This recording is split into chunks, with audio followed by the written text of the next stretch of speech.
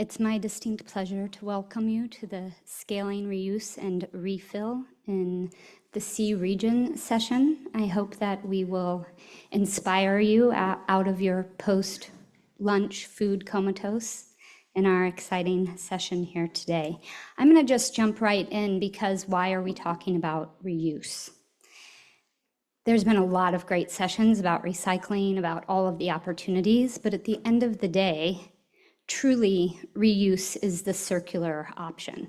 With recycling, of course, you get additional uses, but each use of that material is a down cycle.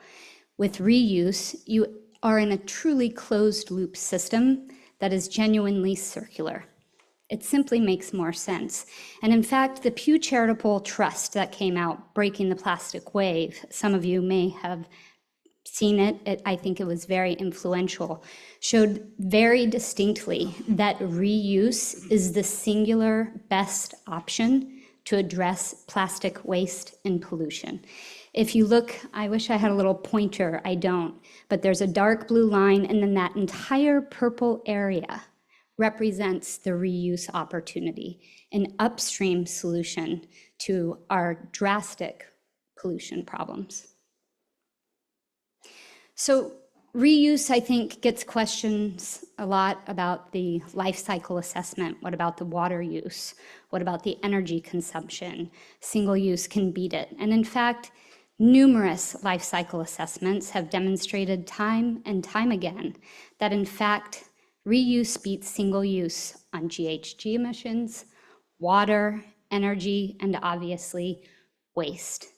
And I think one thing to be aware of course, is that you can design any system poorly.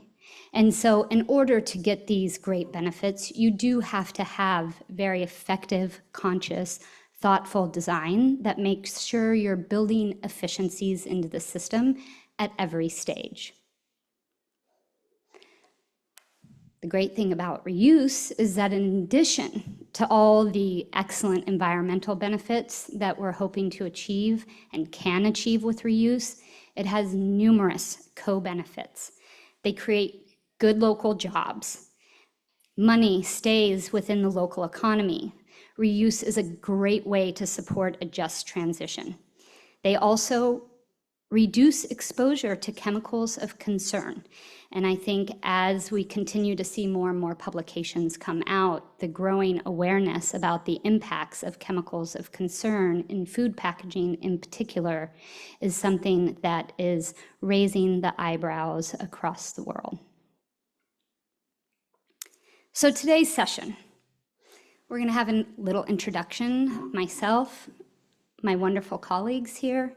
We're going to talk a little bit about defining what reuse and refill actually is, talk more about the current state of reuse in the region, and then have a wonderful time with our panelists here to learn more about each of their ongoing projects. And then we'll have a little bit of a panel discussion and offer an opportunity for some questions and answers from our panelists. So today, we have with us at the very end, Dr. Kasia Weina. She is from Evergreen Labs and in particular from a company called Kasia. We'll learn more about that. As well as Suen, the program manager from Second Muse, and Darina Maulana, who is with OnView in Indonesia. Finally, you have myself as your moderator today, Dr. Dagny Tucker with the organization Perpetual. So Perpetual is an organization that partners with governments, business, intergovernmental organizations, NGOs, and others to bring together stakeholders to navigate the complexity of reuse systems, to support design of efficient and effective systems, and implementation of scaled reuse systems that serve all members of the community. We currently are in a partnership with UNEP and as well as several local partners working on technical guidance to scale reuse and refill in the sea region. We have spent a lot of time here recently and worked very closely with our partners at Diet Plastic in Indonesia, Make Sense from the Philippines, as well as the Institute of Natural Resources and Environment in Vietnam. All of these local excellent partners have been digging deep into the reuse landscape here in Southeast Asia. And what we find is really quite inspiring. So this guidance, I'd like you to keep your eye out for it. Will be coming out later this year. So we're not going to delve deeply into what's happened within the guidance, but we want to share a little bit of what we're seeing early on, some of the questions that are coming up, and dig in with our panelists about the opportunities and barriers. So what is reuse? I think that there's sometimes a confusion between reuse and recycling. And so we just really want to set the stage and have some common language here. When we talk about reuse, it can be any process or operation in which an item, like the one you see here, foodware, common, you have it in your household, we have it everywhere, is used again and again, and here's the critical part, for the same purpose for which it was originally designed. So it's not repurposing, it's not upcycling, it's actually reusing that item for the purpose for which it was designed. Then we have reusable packaging. So packaging also designed and introduced to the market with the intention of being used multiple times. Packaging is capable of being emptied, unloaded, refilled, or reloaded, while still maintaining the ability to perform its intended function. So what you see here is a Coca-Cola bottle, very familiar, in a reuse system in South Africa. Refill, on the other hand, is an operation by which a container, usually but not always, owned by the end user, is filled by the end user or by the final distributor with a product purchased by the end user. So this is very common. You see these across Southeast Asia, as well as the world, where people can come in, they can bring their own container, they can get shampoo or some other product, and you refill that container. But nobody else is then collecting that container, washing that container, redistributing that container. That is a container that the user takes ownership of to fill, to take home, to wash, to refill. A reuse system, on the other hand, is a really important distinction, and I think particularly in light of some of the international conversations going on currently, it's really important to understand that a reuse system requires the organizational, operational, technical, and usually financial frameworks, including necessary infrastructure or incentives that facilitate and support the reuse of a product, such as packaging. So in this case, we're looking at a washing facility. The second is the investment money, the capacity, the people. Here are your assets, the items that actually get reused, a place for those assets to go out to the consumer or the customer, such as a restaurant, it could be a retail store, many different ways in which these products can move through the world. Those items are then collected intentionally, just like we collect our recycling at scale today. They are then transported. They're either taken to a storage facility, resorted, they go back to washing, they re-enter the cycle. We'll take questions later on that. So, turning to Southeast Asia. What is wonderful about Southeast Asia, I think more than other parts of the world, is that reuse is everywhere. And I think often this conversation comes up about, well, where's reuse? How do we do reuse? I don't understand reuse. And yet it is in the landscape everywhere you look. So these are photos just taken walking around, seeing different activities on the street. I think it's very common. Everybody sees people washing dishes for either a food stand, or in this case on the bottom, our washing is already happening. This is a washing station that's set up in an alleyway behind several restaurants here in Bangkok. And this is a shared washing facility. All of these restaurants are using it. They're washing the dishes, either they're cooking with, and in many cases, the dishes consumers are eating off of. You have secondary packaging, which we're not really within our scope on this project, but secondary packaging is happening at scale all over the world, all the time, completely proven, completely scaled, completely successful. Water filling vending machines are supporting a form of refill. This is also very common. You see it everywhere. This is a picture of containers of cleaning supplies for a hotel. They're using a service that takes back these containers, refills them, delivers them back to the hotel. This is a very informal resale of gasoline. These are all set up in glass bottles on the picture on the far right. So in fact, reuse is everywhere and happening all the time. The cultural norms in Southeast Asia often really support reuse. It's very common in many countries. Indonesia in particular has a very high percentage of consumers that still shop at traditional markets, but really wet and dry markets are common everywhere. And you can see that refill is still happening in these places. In the second picture, this is a owner of a warung in Indonesia who's working with Waste Bank as well as Alner. She has both pre-fillable and refillable packaging available in her small shop. The small shops in Southeast Asia offer a huge opportunity because daily goods are purchased on a very quick turnaround, meaning they take the package and they finish with the packet quickly, which is very useful for the efficiency of a reuse system to be able to turn around packaging very quickly. Also, they're usually located close to the home, so people are not carrying lots of big types of reusable packaging. It's easy for them to return that packaging to the same location they purchased it. And in this final one, we have a sari-sari, which is also a small informal shop in the Philippines.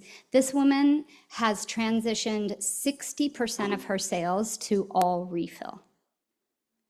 She says she is making more money than she did beforehand. Reuse is widely utilized for bottled beverages. So when we ask about where's reuse at scale, it is already here and has been here for decades. We understand how to do this. High tech, very modern. Reuse isn't something that's only left to tradition. Reuse is something that now is being transitioned into a format that can be utilized by consumers who are on the go, ready to be picking up things and getting rid of them quickly, and we'll talk about how in a moment. But here's the interesting part. Well, first, here's a little look at reuse by country. Philippines has a huge percentage of the market still in reusables. But sadly, what we're seeing is that reuse has plateaued. And what we understand is that very little new investment has been put into the refill and equipment that's required for use, including the purchase of new assets. And so instead, we see this giant skyrocket of single-use disposables. But there's other reasons besides that investment into those facilities. We have just this ubiquitous, it's why we are all here today, use of single-use plastic. And why are we seeing this? I mean, I think that we've heard it in other sessions. We understand that plastics are very cheap, and it's really difficult to compete with the price parity of plastics, but why are they cheap? We understand that a huge portion of the problem is that the impact or the responsibility of the plastics is then externalized, right? And so it goes into our waste costs, pollution, all of the other areas that we're all working so hard through recycling and other initiatives to account for. And of course, EPR is now coming in to play a role and put that responsibility back on producers. But in a market where you have such a cheap product, it's hard for companies, particularly if you think about fiduciary responsibility. So we all want companies to do the right thing, but at the end of the day, from a legal context, they have the fiduciary responsibility to their shareholders to earn the best return that they can. That is legally binding. So it is very difficult for companies to make a decision to do something that costs more in the absence of some mechanism requiring them to do so. So lots of innovation is happening, and I'm not going to go into detail on this slide because I would love for our panelists to take it away from here and tell us about how reuse is being innovated, reformatted, what are the opportunities to meet the demands of the modern consumer in a way that reduces plastic and provides, frankly, a better experience.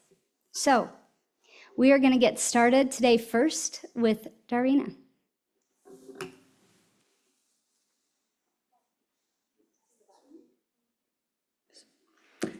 Hi, everyone. Thank you so much, Dagny, for this is a very comprehensive explanation about reuse, and I think it's really also important for us to really address that we are now living in the world that the plastic is only recycled like 7%. And so what I want to also share with you guys is the learnings that we have at Zero Waste Living Lab. We are NVU. NVU is a circular economy venture building studio. We are based in Rotterdam, but we are in Indonesia for 5 years now, and we have been building 7 startups really focusing on plastic waste prevention. So we are really want to tackling the issue of the really problematic packaging, and so replacing them with reuse. And so I want to introduce you zooming into the industry of FMCG and FNB and how we tackle them with our startups, namely Alner and alternative container, that you can see the packaging perhaps in the one. Thank you so much, Dagny, for sharing. So yeah, this is I want to share, and Dagny, thank you so much for bringing here. So this is reusable container for your cereal. We work with Nestle. So Alner, and not only Nestle, we also work with Unilever. We work with Wipro, an FMCG from India, and also local FMCGs as well to replace their packaging into the reusable one. This is about FMCG, and the other venture that we have is also Alas, is tackling the FNB single-use packaging. And for us, now going into the 5 years of venturing this in Indonesia, we really see that creating innovation, meaning that you also need to create the ecosystem. So for us, we also talking about the ecosystem itself. I would want to zooming in for what one of our venture, Alner, is doing, which is really redesigning and really making the supply chain circular. So when we talk about ecosystem, we need to also address who are we working with together, right? So for us, it's really on the producer side. You see from your left, this is we really make the packaging circular for the producer and also for the customer side of it. And for what we do is that we provide the reusable packaging, we clean them, we make the cashback system really contextual to the Indonesian context. So yeah, this is what we're trying to do. And from our side, making this behavior change is really also important to understand that behavior change also faces 2 sides, the operational side and the consumer side. For us, then we really, I want to also now really deep dive into the barriers that we see. Not that it's, not that it's not possible, but it's actually we see that if we tackle this, we really can make reuse happen. Because as Dagny says, this is actually, it's possible because it has always been a way for us to do so, but we can go back to the more responsible way. So the thing now with fostering reuse in Indonesia, for what we see is that now, yeah, the regulation and the standards are not yet there, and that makes it so hard for the business to foster. Like now you see that the FMCGs are interested, the consumer are interested, but then when we want to scale, nobody's like, brave enough to do so because it's not, it's not safe enough or not, it's still very risky at this moment because the pathway is not there yet, and also because we as reuse are not at level yet with the single-use plastic that is actually from the life cycle, that the life cycle calculation itself, it's actually even more expensive by 8 times. So in order for us to foster, it really needs really clear regulation and standards, because it's always a conversation that, which one first, like chicken and egg, right? Top down first or bottom up first. However, we try to enable it from the bottom up, like from the innovation side. We see that it's possible. However, the top down needs to come first. So that's what we see. And for when the top down is coming, like when we see that regulations are coming, there are more ways, like more secure ways to do so, then it's actually more interesting for the funders to also invest in, and actually for if there's enough resources to support us, the economic of scale can actually be reached. So in hindsight, the opportunities is actually now we are all here now gathered, and I believe that we are all now pushing our ways to what can we do to make it better. This is also a good momentum that the Global Plastic Treaty is coming, so making reuse priority, we see that as a very key thing to really make the ways for the others to come, like the finances and then their infrastructure as well. And we really see now that breaking the barriers between public-private is so much needed. Everybody needs to collaborate to make it happen. And then the scalability is reached, and for when it happened, the awareness and behavior definitely will come through because people can actually make ways for the reuse. They can actually use it. It's not like a test out, So for us, we're confident that this can happen because for what now, why we also confident is that in just 2 years of also going into the communities now in Greater Jakarta, we have reached with Alner now 900 community points that empowers like women-led communities to have more income with reuse. And we believe that with even now we're growing with such not ready ecosystem, but can you imagine if actually the ways are there and people can actually do it? So that's why we're so confident, and we're so happy to be here with you to discuss more about what we can do with reuse. Thanks. Thanks so much, Darina.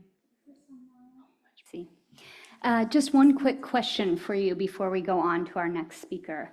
I wonder if you could just tell us a little bit, you said 900 locations. If we're thinking about collection, what is the marriage that exists between Waste Bank and Alner right now, and how you see that facilitating the collection of reusables? Yeah, actually, that's actually really amazing to learn that now the 900 locations are mostly also waste banks. So also, just for your information, waste bank in Indonesia is actually a recycling facility. So it's actually an existing facility that the government suggests the community to have for recycling facility where they give back their packaging for it to be sorted.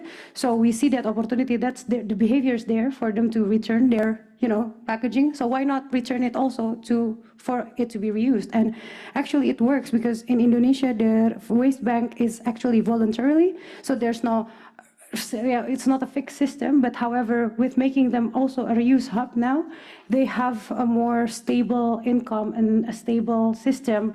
And so now the income for, in average for these 900 locations are around $30 to $40 per month for these women-led communities. And that's why we really see, because these communities are in every neighborhood in Indonesia, the collections are easier. And for us now, we really see how also reuse and recycle can really foster together, even like the infrastructure doesn't need to be from scratch. Yeah. That's fascinating. Thank you so much. And I think we hear a lot from the just transition side that it's difficult to have a consistent income, and reuse is a place where you can really create consistency. The price that they're going to get for that returnable remains the same. It's not fluctuating based on market prices. And you have an already ingrained built-in system to enable the collection of these items. So we're just right there. So thank you so much, Darina. We're gonna step into the world with Suen now from Second Muse and hear about all the work they've done in reuse. Thanks, Dagny. And hi, everyone. I'm Suen from Second Muse. We are a global impact and innovation company looking at creating resilient and circular economies that can create better living conditions for the marginalized communities, as well as generate better opportunities for future generations to thrive.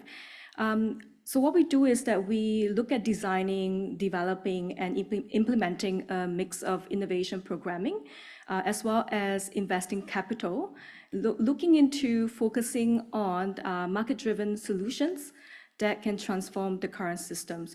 So in South and Southeast Asia, in the last 5 years, we have been looking into plastic pollution and working with a diverse network of stakeholders across the entire plastics value chain to see how we can bring about that change. And some of the industry players that we work with are like startups, entrepreneurs, investors, and partners, including our panelists today, MVU and Evergreen Labs.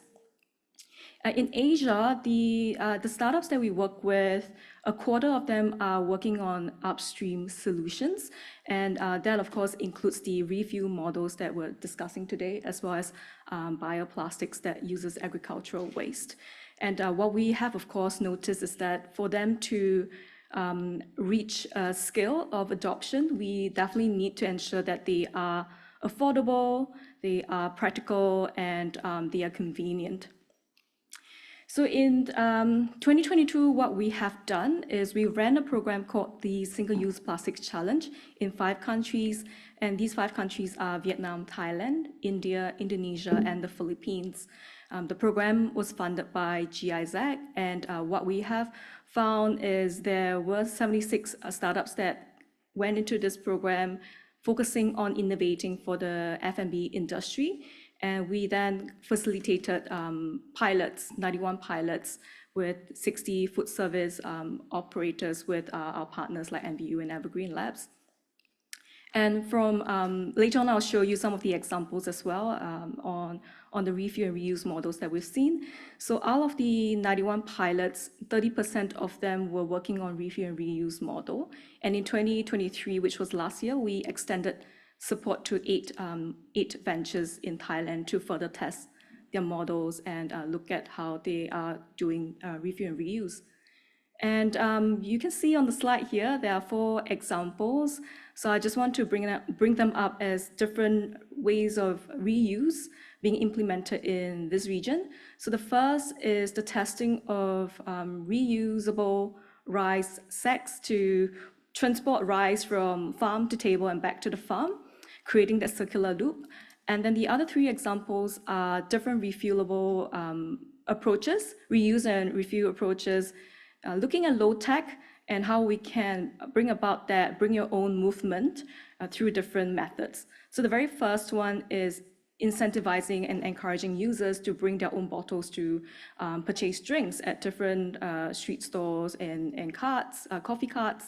And the second one is a refuel station with an app to incentivize users at different food service operators in urban setting. So we're looking at cafes, we're looking at grab-and-go shops, as well as in-dining restaurants. And the very third one is a very simple vending dispenser, looking at dispensing household cleaning products. And this was placed in a high-traffic food service operator in a rural setting. So we're testing different ways that refuel and reuse can be taken up and what the adoption rate will be like. And what we have seen is that there are some lessons here that I want to share with you on a regional perspective. And the very first is definitely we have solutions out there. We have very well-tested solutions, as you can see in Alna as well as Kasia later. I think the challenge here is in order for adoption to be successful, we need to engage the demand side. We need to get more opportunities for solution providers to co-design solutions and interventions together with the corporates. And what we are seeing as well is a one-size-fits-all solution from every solution provider. They don't necessarily meet the specific requirements and concerns from different businesses and the private sector. The second is looking at longer partnerships and appropriate capital. There are a lot of short pilots going on, right? So short pilots, they are good for sensing, but longer partnerships and longer pilots can allow us to look at tackling those very tricky, complex problems and also providing more time for ample transitions. Another thing to go along with longer partnerships and pilots is the right size capital to the ventures, because they definitely need the capital to look at meeting the need for scale, as well as improving their technical expertise and stress testing their business models. And finally, it's something that we're all very familiar with, the barriers of cost and consumer behavior. So we need to look at identifying what are the threshold for green premiums in different industry and markets, and also looking at identifying and mimicking any behaviors that are currently existing, and how then can we bring about and introduce reuse systems. So for second muse, we're looking at two fronts in addressing the challenges that we've seen. So the first is, how can we look at scaling and normalizing reuse in closed loop environments? Because we know very well that the success rate of reuse in closed loop environments, they definitely perform better. So how can we look at mainstreaming it across shopping centers, across sports stadiums, for example, across hospitality and tourism industry? How can we look at, maybe imagine a precinct of hotels when we talk about big brand names and Airbnbs and homestays coming together to eliminate SUPs? The second one is, how can we look at lowering the barriers to consumer behavior change by seeing what's out there that's planned, but not necessarily looking at reuse as their main objective of the program. But then how can we bring about reuse and injecting reuse so that we can mainstream these behaviors even more? So with that, I wrap my presentation. Thank you. Thank you so much, Suen. And on that note, looking forward, what does the work look like in the near future? You're taking all of these learnings, you're understanding some of the challenges. What does the near future look like in terms of continuing to work on reuse and scaling it? Thanks, Dagny. That's a great question. Oh, thank you. Thanks, Dagny, for the question.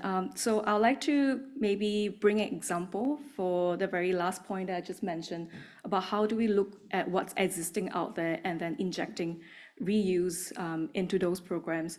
So take, for example, there are multiple nutrition and food programs in schools, and they are not necessarily looking at reuse system as their main objective. So how can we then, introduce reuse into these programs that are already planned, they already have funding involved, and then we bring in a bit further, take it a step further and introduce reuse into that program itself. And the idea here and objective here is really to look at mainstreaming reuse in all different situations and all different projects so that we can normalize it even more. Thanks so much. And now we get to hear from Kasia on the work of Evergreen and Glacia in particular. Thanks, Kasia. Great, thank you, Dagny, and thanks, panelists. My name is Kasia Weina. I'm the director and founding partner of Evergreen Labs. First, I'd like to thank the organizers and Dagny for inviting me on this wonderful women-led panel of innovators. I'm very excited to see that this afternoon.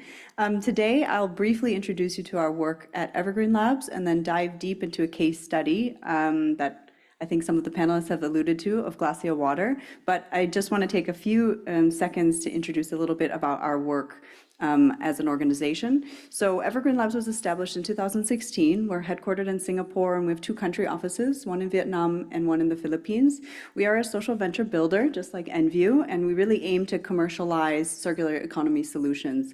We build, we operate, and we scale these solutions, ultimately trying to transform environmental issues into opportunities for all. As we heard this morning, in order for us to tackle the plastic pollution issue, we really need to come at it from 2 angles, both upstream and downstream. So today I'll share very specific deep dive into our upstream innovation work, but Evergreen also works very heavily in downstream innovation as well. So we do a lot in plastic waste management and mitigation, everything from building responsible supply chains, empowering informal workers and collectors, through to upcycling technologies and creating new materials from hard-to-manage plastics. We do all of it. It's really important for us and our mission to tackle it from both sides. So I'm happy to chat more about that later if you're interested in learning more. But today I'm going to focus on reuse and refill. That's why I'm here. And to date, we've built 5 social ventures, and Kasia is in the bottom right there is the reuse solution.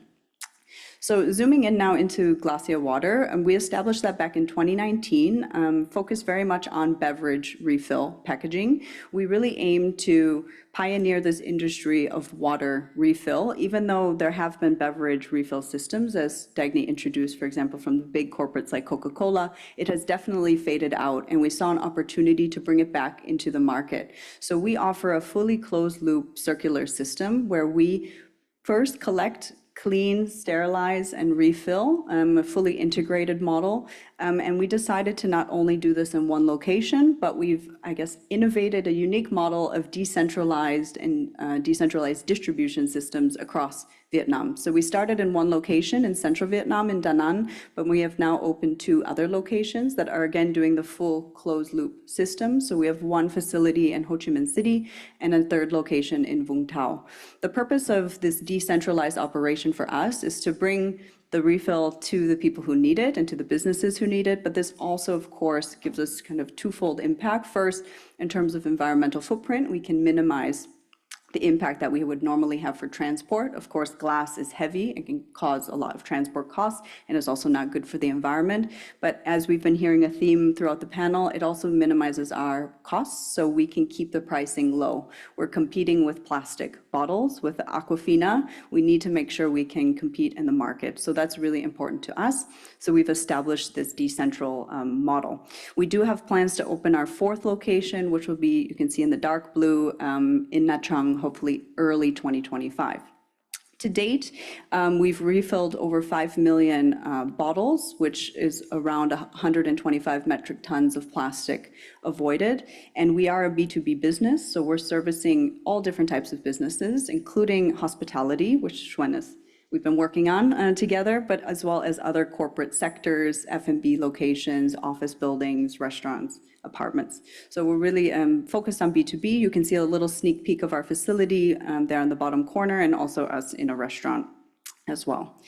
So just to wrap up quick, a little bit about sort of the barriers and lessons learned after operating for nearly 4 years. I think one key lesson learned for us in order to break into this market was to follow global sustainability trends.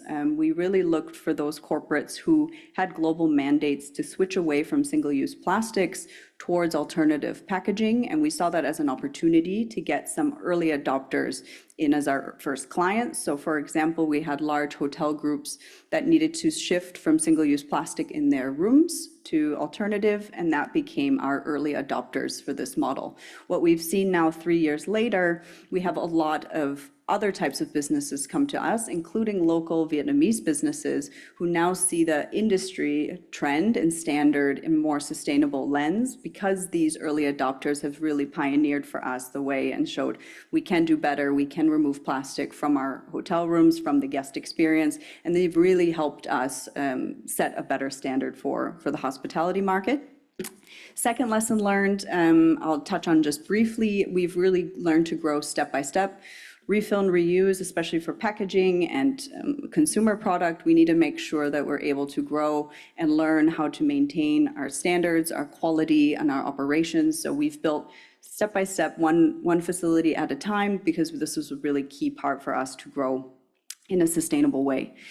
And then lastly, I'll skip maybe just a few because it's a bit repeated. But for us, in terms of lessons learned and some challenges, on the business side, we have had to do a lot of behavioral change, which might sound weird when you think about business. But for them, refill is a totally new concept, and they don't know how to operationalize it. So for us, it was actually a bit of a learning that we needed to put extra effort in training back of house staff, for example, how to handle refill. A lot more people and hands need to touch that packaging in order to get it back to us. So besides training, also guest experience, we need to inform the guest to not throw away the bottle, to not take the bottle. So there were a lot of behavioral change throughout the whole process, especially with business, that we needed to adapt.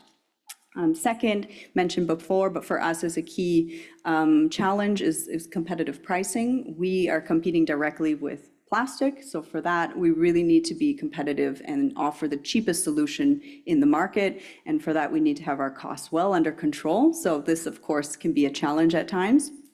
And then lastly, as we've been in the market for a few years, we've been experiencing more competition, which of course is great to see others copying, following this trend. However, I do see a little bit more greenwashing, I guess, than competition. So those, for example, who are putting out single-use glass bottles, so one-way glass, which of course has a much worse environmental footprint than PET, or offering refillable glass bottles, but it has label on the packaging, right? A plastic label or a plastic cap. So I think we need to do a bit more deep dive and understanding about true sustainability, LCA, as we heard this morning, because we're really starting to compete with those who don't have the same positive environmental impact like we do. Okay, I hope I'm in time, Dagny. Thank you. Thank you so much. Super interesting to hear about the challenges and the operationalization. I think we have, we're on the tail end of the memory of what it was to have everything in the world be reusable. And so I think, we are in a moment in particular in Southeast Asia where I think there is this opportunity to hang on to the end of that tail and make sure that it stays in living memory and we inspire, reignite the reuse knowledge. I think one thing that I wanted to ask you about, Kasia, in particular, because so much of Southeast Asia is in an archipelagic context. And I think it's really interesting to see what you've done with refill. Your refilleries are distributed and how you're handling that. Can you talk a little bit about the possibilities? I think a lot of new technological gains have come into play where you can have smaller refilleries. It's not like the old lines where it was a $30 million investment and that was your one place. Can you tell us a little bit about distributed refilleries and their plausibility from a price perspective? Yeah, of course. I think this is key to our business model and also what we do at Evergreen is we really try to decentralize technology and make technology affordable and accessible to all. That includes equipment, machinery, facility costs. For us, we wanted to create these mini refill facilities that have all the same things that the Coke and Pepsis have, from refill, sterilization, QC controls, refill, capping, but it's just a smaller scale. It enables us to keep the cost of the facilities very low, but that doesn't mean we don't have the same operational burdens that the big guys do. We need to maintain quality control. We need to maintain all the SOPs, processes, certifications, health, hygiene, et cetera. And I think that's a huge challenge when doing these decentral models. You don't have one main facility that you're managing all of these processes in. You have multiple facilities. But I think in terms of the tech itself, you're right, Dagny, there's a lot of opportunity to get smaller systems where you can also manage it locally, you can train staff locally, and you can also get it at a very competitive, affordable price. So you don't have to envision that you need big Coca-Cola, Pepsi setups anymore. These are possible in small local, facilities, and also it's very easy then to copy paste and replicate. Thanks so much. I think that's so helpful for the region and And I think because we also know that we would like to see, of course, all the multinationals and all the opportunity for impact is there, but there are so many SMEs that have a huge opportunity with a reuse play, specifically, I think in the bottled category where you do have the access now to technology. And the other element of being able to have more distributed refilleries is that your LCA is going to be better. Obviously, you want to shorten the length and the distance that your container has to travel to perform its function. And so these shorter supply chains are more sustainable all around. So thank you so much for sharing more about your work. I would love to just transition into a little bit more of a discussion amongst the panel. And to sort of get that started off, I think I'd like to ask a question about, yeah, I can do that. I know, we'll leave it there. We're going to leave it there. A question really about what, outside of your organizational capacity, right? I can't tell the audience how difficult it is to start something new that's never been done before. Some of you may have done this, but it's a lot of work and imagining. It's very hard to find capital. I think we've already heard this in the other panels, whether it's from Circulate Capital, who has $250 million to invest, yet is it a market that people feel comfortable investing in? So to put it out there and get started, I think it's a tremendous amount of work. And the fact that we are seeing such strong proof points with so few resources to these organizations is a testament to both the possibilities for reuse, the opportunity there, but also to the work and innovation done by everyone at the panel. So what I'm curious about is, outside what you have already done and outside what you can do as an organization, what is necessary in the ecosystem for you to see your businesses or particular projects that you've seen done well go to the next level? And I think that could be technology, it could be wide open. So let's maybe start in the middle of this time with Suen. Sure. I think that's a great question. I would like to maybe bring an example of an innovation that we've supported as part of the program that we ran in 2022. And this is the venture actually based in Thailand called Micro Vending Tech. And what they have done is looking at redesign. So this venture, they have already been working in a rural community in Thailand by providing low volume fuel dispensers, because in this community, they don't have big vehicles, they don't need to top up their fuel at a certain capacity. And so they don't have the need to go into your typical petrol stations to top up their fuel. So what they have done is the community will always go to this small little outfit to get their fuel. And Micro Vending Tech, they operate these petrol kiosks. And what they have done as part of the single-use plastic challenge that we ran is they look at a simple redesign. They know that the community have been using these vending machines for decades, and they're very familiar with how to operate it. So they look at dispensing household cleaning products instead and putting it at different locations and just seeing whether the community will take to it. And we're very happy to know that the adoption was really quick with little education to the community, because they know how the vending machine work. And today, they actually have already signed an MOU with a local laundromat chain called Toki, and they're going to dispense their liquid cleaning products instead of the single-use sachet that the laundromat has always been using before. Yeah, so I feel like it's really looking at redesign. I think that there is just a simple tweak to it for adoption to take place. And I hope that helps. Yeah, I think that's really interesting. I think consumer behavior comes up a lot, but I think that's another good example in addition to the waste bank, where I would say it's not so much about consumer behavior, it's designing for consumer behavior. And if you have the ecosystem in place, we have trained consumers to do single use, and we have provided epic amounts of infrastructure to be able to support that single use. And so if you have similar designs like Waste Bank, they're already piggybacking where people are bringing items and returning items, then you don't have to get behavior change. You have them add a better behavior. So I think that's super interesting. Thank you. Kasia, would you like to take a stab? Sure, I can take a step. I think from our perspective, we really focus on the commercialization side, and we always try to compete in the market and create solutions that don't rely on any subsidies, incentives, et cetera. Our business model has to be super strong and compete with plastic, et cetera.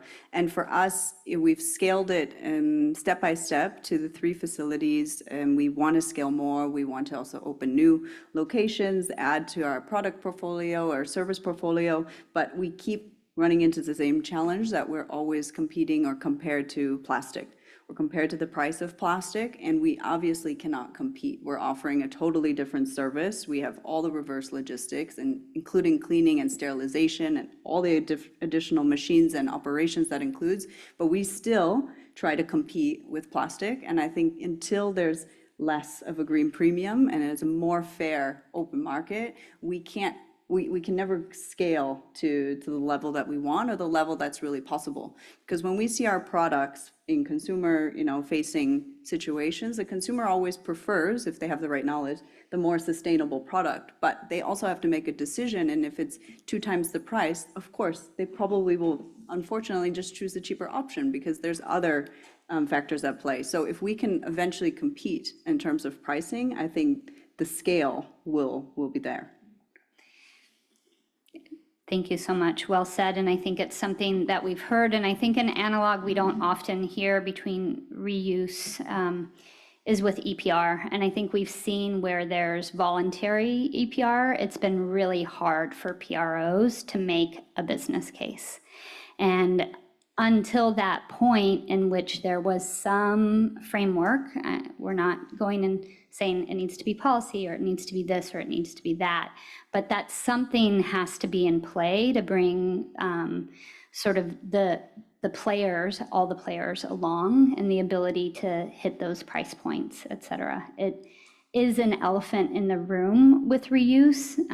It's proven and it is there, and there are models that make money as demonstrated across the world, but to really get to the scale, we're going to have support in some way for the systems. So, Darina, please.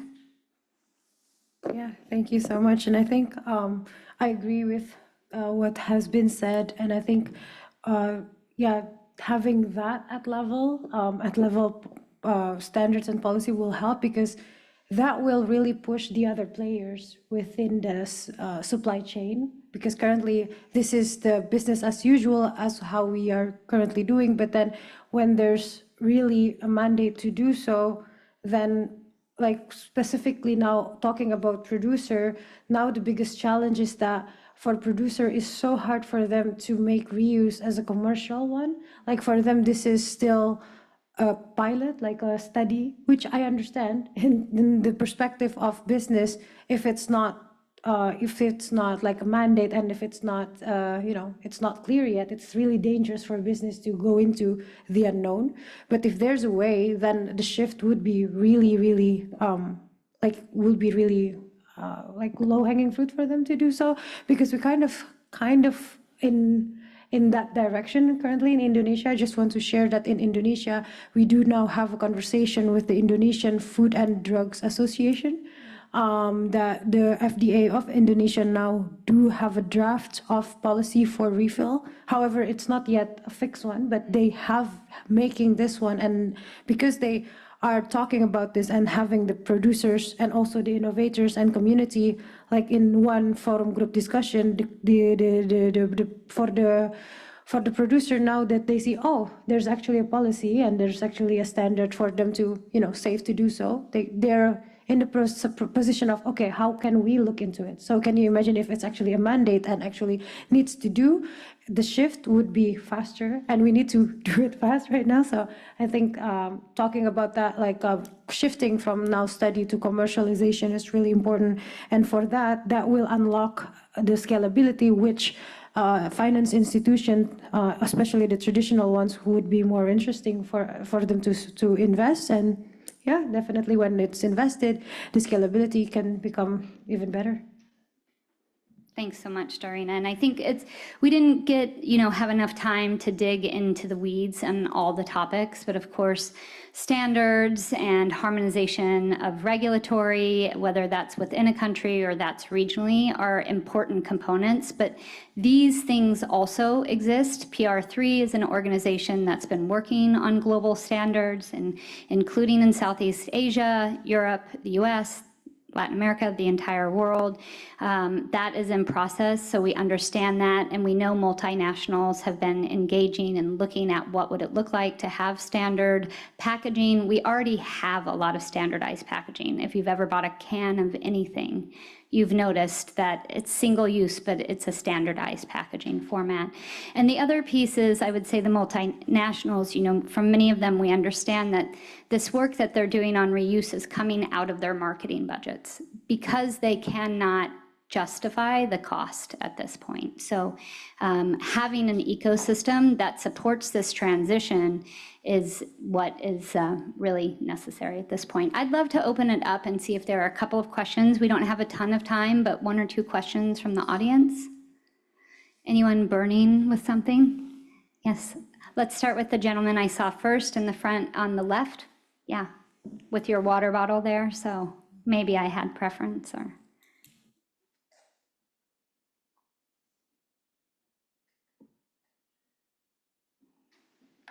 Hello. Good afternoon, everyone. And thank you to our panelists for such an insightful discussion that we had. My question is more about like a challenge that might arise if we come up with innovations such as these in places which are quite drastic, or places which are influenced much by the climate or the culture. For example, where I have worked over there, they have something called off-season and on-season. And during on-season, they use all the packaged products. But during off-season, they completely stop using all the packaged products or imported ones. Instead, they switch back to their indigenous ways or their indigenous appliances or utensils. So they don't use anything, not even glass bottles, because of the climatic conditions that they inhabit in. So my question is, if places where people drastically shift from reuse, refill to reduce completely, then is there any chance, or would it be quite difficult to implement innovations such as these? Or how can we keep in mind a situation like these where suddenly people stop using, or people stop reusing or refilling, and they just focus on refuse or reduce? So how can we address this open loop situation, and how can we make it like a circular kind of way? You got me, thank you. Great, thank you so much. Yeah, how do we address fluctuations, it sounds like maybe in tourist flows or other ways people are coming into the community, and a shift in behavior? Thoughts?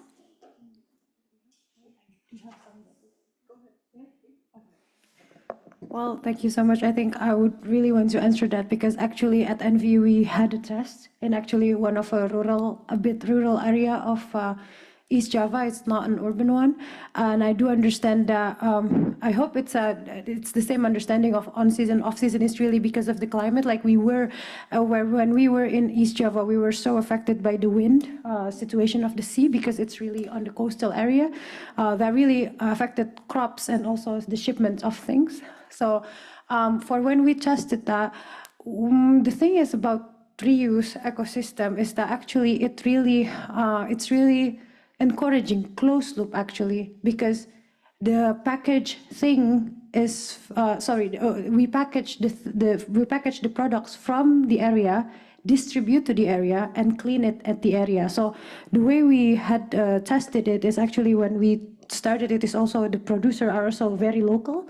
So it's also, I think it's also a big mindset shift that also like produce by saying producer, it's also actually a local producer that can we actually empower. I know it's a big shift and it's not easy because I know that perhaps for some of the customers that we also have, they're like, oh, but we're so used to this big corporate products. But then when the wind came and the produce are depleting, they're like, oh, but you have to shift with the local ones. Actually, when it happened, then actually they are in a way forced to use local ones. Actually, in a way, it's also empowered the local producer. So I think I just want to emphasize that actually reuse is a very close loop one that actually also a bit, sorry, I'm saying a lot of it's very good for the closed loop and really see what are the potential within the location is really important. I know it's a step by step, but from our study, having community engaged and understanding what are actually the local produce and products are really important. So hopeful. Thank you for the great question. I think there's other examples of tourist areas that have fluctuations of the tens of millions. And so I think thinking about what happens with those additional assets, is there another area those assets can go that has an alternate fluctuation in the time of year? So I think it requires some systems thinking, but it doesn't take it off the table, so to say. I know that we're at time. Can we have one more minute?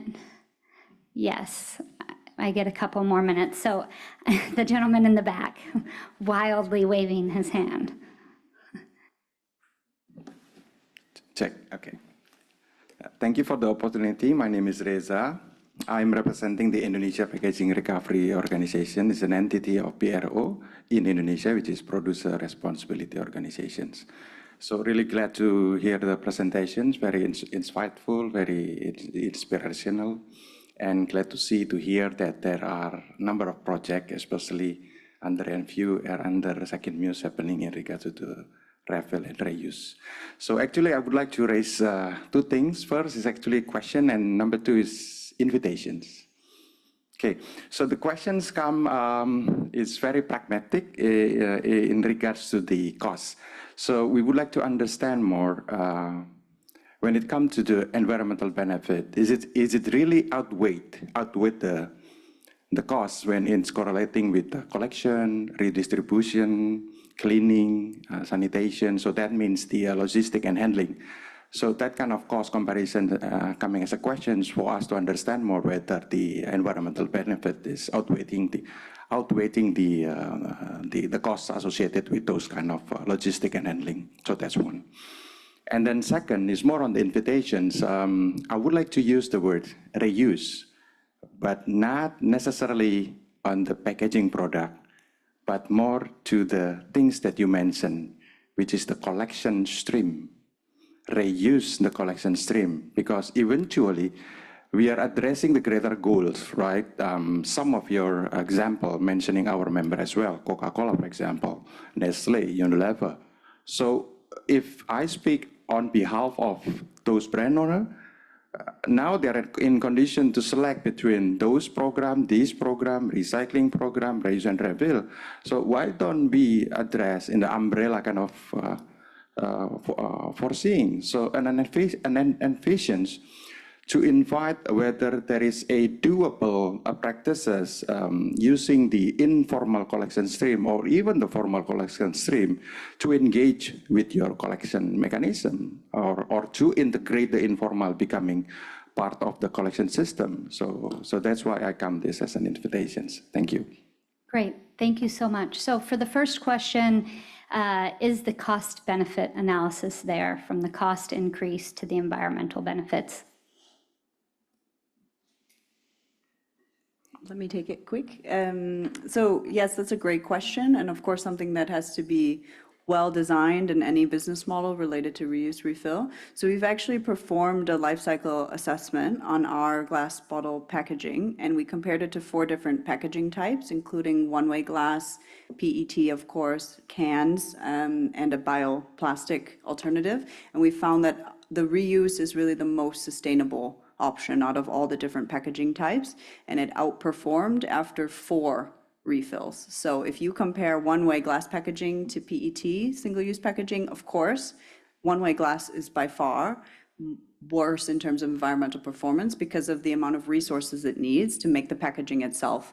But once you reach the 4 refills, there's a significant increase in the environmental performance of that packaging type. So for us, we also tested the distribution model, this local collection, refill, sterilization, because it's key to our business case, but also to the environmental performance. So if we need to ship the glass bottles also 200, 300 kilometers, our environmental performance gets much worse. So I think it's really about local production, local refill. I love the also idea of being able to bring technology to local areas who need it and refill, maybe bring that tech or machines to another area, and really bring accessible machinery and equipment to those regions, because that's what makes it also the most sustainable. So I'm happy to share more and discuss later. Thank you. Thanks so much, Kasia. And I think if you look at LCAs that have done by many, many companies, academic organizations, et cetera, there's no question to the environmental benefits, whether there's creative solutions to the cost. Can you get carbon credits? Maybe carbon credits are dubious, or other creative financing models to sort of cover that cost gap. I think those conversations are taking place. To your second question, I think I'll just jump really quickly and say, I think that there already is partnerships between PROs. France is a great example where CITEO, the PRO, is mandated by the government to handle the reuse targets that have been mandated through government, 10% to reuse of packaging. And the PRO is actually handling the design of those systems, the collection of those systems, working with the producers, counting, et cetera. And in the US, we see some recyclers who also see their role in reuse, looking at building wash stations, co-collection, et cetera, et cetera. So I think where reuse can really blossom in many ways is the utilization of underutilized assets. I think it brings a lot of resources to the community. So if there's a washing facility that many people can tie into, that maybe becomes a co-packing facility where small producers didn't have an opportunity before, they have a new opportunity. So I think you're right up the right alley. And I have to cut it short there because I think we are way over time. But I'm going to leave you with 2 thoughts. Well, there are a lot of thoughts, but the bottom line is we have the technology, we have the know-how, and there's demand from consumers, e-commerce, other arenas. We see from the Chief Sustainability Officer of Procter & Gamble, reusable packaging is amongst the first top requests from the company. And finally, I want to leave you with something that I think we've all seen are these final thoughts around leveling the playing field to open up all of these elements that are holding reuse back currently, the unpriced externalities, harmonizing policies and regulatory standards. We need to do that in order to catalyze this private and public investment so we can get the further innovation. We can build the scale that should be public and private. And reuse systems at scale will be the easiest for businesses to say yes to as well as consumers. So thank you so much. It was such a pleasure having everyone today, and I'm sure the panelists would be happy to answer further questions, as will I for those who we didn't get to. Have a great rest of the conference. Thank you.